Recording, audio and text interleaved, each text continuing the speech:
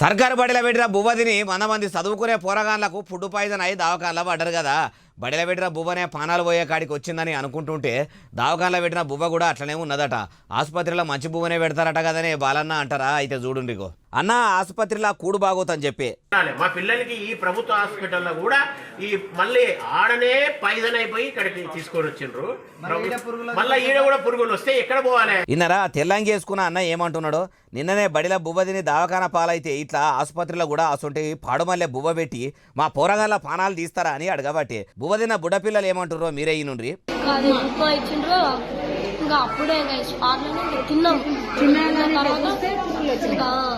దేంట్లో వచ్చినాయి?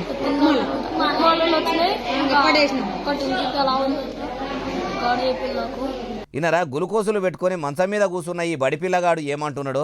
పొదుగాల గోళీలు వేసుకునేది ఉన్నదని ఆసుపత్రిలో ఇంత ఉప్మా పెట్టిర్రట. ఆకలి కాబట్టి అని తిందామని చూసేసరికి అందులో కూడా పురుగులే ఉన్నాయట. అయ్యా దవాఖాన్ల మంత్రి దామోదర రాజనరసింహ సారు, ముఖ్యమంత్రి సారు చూసుకుంటున్న చదువుల శాఖనే కాదు, ఆఖరికి మీరు చూసుకుంటున్న దవాఖాన్లలో కూడా పురుగుల కూడు పెట్టి ప్రజలను ఏం చేద్దామనుకుంటారు సారు?